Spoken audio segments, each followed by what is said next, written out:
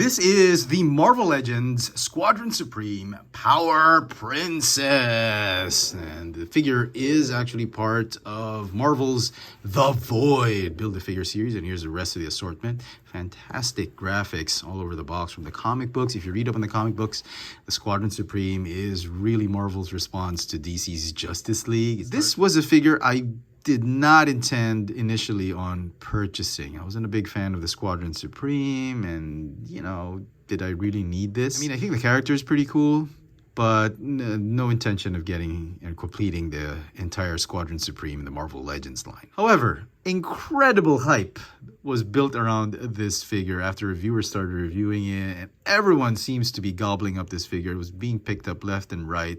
Scalpers are just buying this figure like crazy, and as per usual, I was curious. I wanted to know what the hype was all about, so I went ahead and decided to try and get one. I actually have one ordered on Amazon prior to the hype for about $25, but last minute I canceled it. And then when the hype built up, I decided, maybe I'll try and get that pre-order back. And then it was gone. It was going for what? It wasn't even going for anything. Nobody was selling it. But lately, it just opened up and it went back to about $26 to $33. And unfortunately, I was one of the unlucky ones to actually purchase the one for $33. And after purchasing one, I saw the listing for $25 on Amazon. And I was like, forget it. Anyway, so that Amazon figure is coming. But this figure was actually purchased through the assistance of my good buddy Miko, who actually picked a couple from his local Toy Kingdom store. And he asked if I needed one. And I said, sure, because, you know, ordering from Amazon, you don't know the kind of condition that box or the figure is going to be in. So I decided, what the heck, right? He had it in hand, gave it to me for retail price. The guy's amazing. Big thanks to my buddy Miko for this figure. And here is Zarda, the Power Princess, out of the box. And man, this figure looks gorgeous. The hype surrounding this figure definitely justified. I mean, it is a sweet, sweet looking figure. Definitely one of the better Marvel Legends figures that Hasbro's released for 2024. Zarda is part of the Squadron Supreme in Marvel Comics, and I don't know, I think that whole concept of the Squadron Supreme started out as sort of like a parody on the Justice League, but nowadays fans and sources say that it's more of a pastiche than a parody. So I'm not really a big fan of the Squadron Supreme, but I am a big fan of Wonder Woman. And this figure, this character actually, I thought was pretty good. It's a very simple design, not over the top like some of the designs they have for Dr. Spectrum, for even Nighthawk, the Wizard. So I do like this design. And in Marvel Legends format, I think Hasbro did a wonderful job with this figure. I do have some issues, very, very small issues. We'll talk about that later. But suffice to say, it is an amazing figure, and I'm so glad to have it. Let's take a closer look at the details of this new Marvel Legends Power Princess. The figure comes with the legs of the Void as part of the Build-A-Figure piece that came with this figure. She comes with several accessories, most notably her power sword, I should say. I don't know. Very nicely sculpted sword. It kind of looks like something that came out of the Masters of the Universe line of figures, but definitely a cool looking sword. It's very nicely painted. The silver metallic finish on the blade. The sword is sculpted in, I guess, this glossy yellow gold plastic. Very nice. She also comes with her power shield. Is that what it is? It's also molded from the same glossy yellow gold plastic that the sword was molded in. Very, very nicely sculpted. Although my issue is it's a little difficult to clip onto her gauntlets. The best way I found out to clip it is like it's a little skewed 90 degrees to the right. Would have been nice if you were able to clip it this way. I think you can, but it doesn't sit as nicely as when it's off to the side. The figure comes with two pairs of hands. The first pair are the gripping hands, which can hold the sword. And she's got a fist as well as an open splayed or relaxed opened hand. Paint apps for the figure, just amazing. Oh man, they really nailed the gold paint on her uniform. It really looks nice on that matte black plastic. The gold pieces on her forearms and on her knees, I believe they are gold plastic, or those glossy plastic, the same kind of plastic they used for this one. So I thought that was pretty cool. They didn't have to paint that. As well as her tiara, I think, is also made of the same gold, metallic gold finished plastic. I love the flesh tone that they used for the plastic on this one.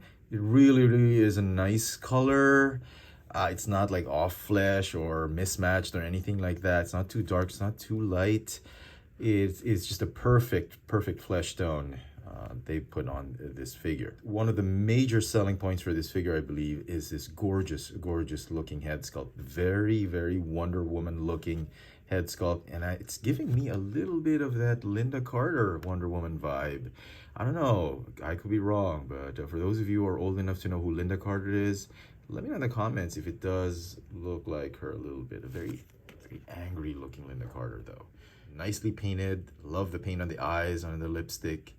Very well done.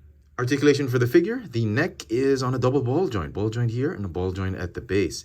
The upper torso is on a ball joint to give you that full range of motion. If they were to improve that torso, maybe a Black Widow ab crunch would have been nice, but I totally understand why they skipped that. It would have ruined the sculpt on her lower abs. The shoulders don't have butterfly joints. That would have been nice if they had put that, but not a big deal, not a deal breaker for me. Arms go in and out, forward and backward 360. You've got bicep swivels. You've got double hinged pinless elbow joints.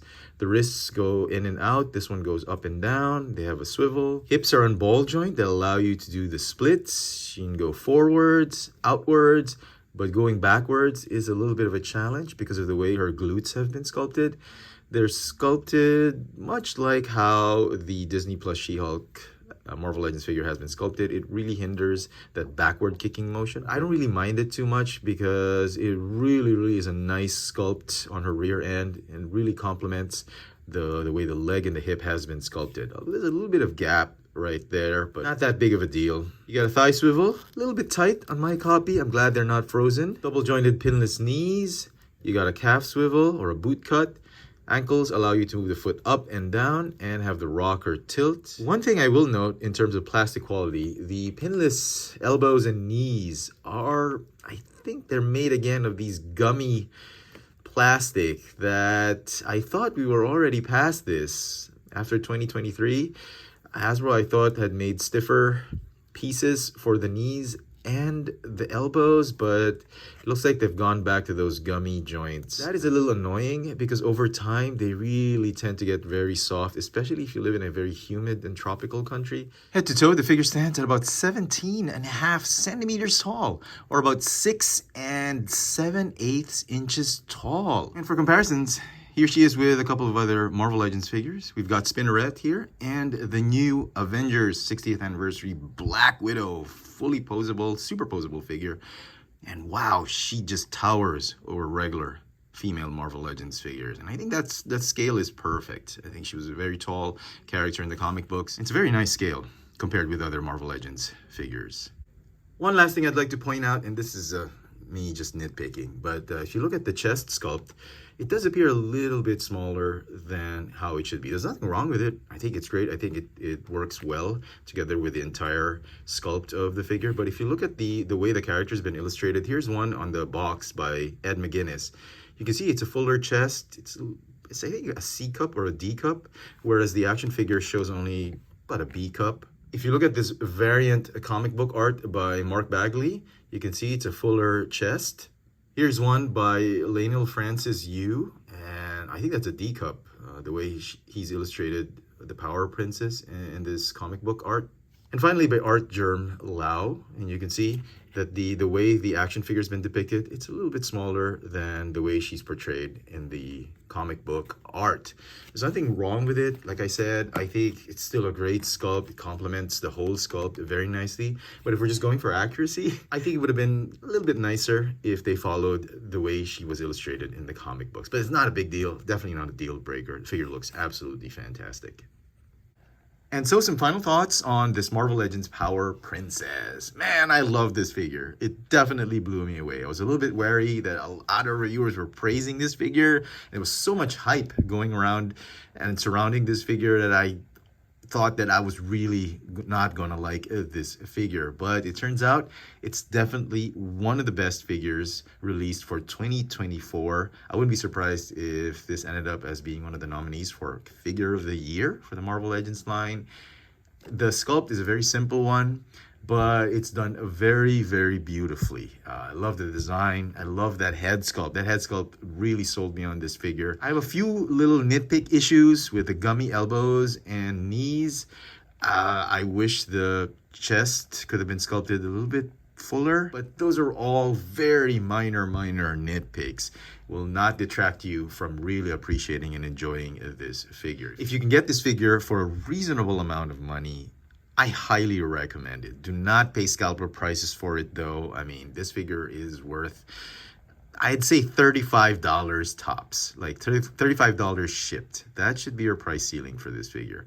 If you desperately need it, maybe you can bump it up to $40, but don't pay more than $40 for this figure. It is a truly remarkable figure. The designers really did a good job on this figure. This figure is going to get a 10 out of 10 for me. Let me know in the comment section what you guys think of this Marvel Legends from the Void Build-A-Figure wave, Zarda as the Power Princess from Squadron Supreme. Hit that notification bell so you never miss out on any of my latest video reviews. And if it's your first time here, please subscribe. Thanks for watching.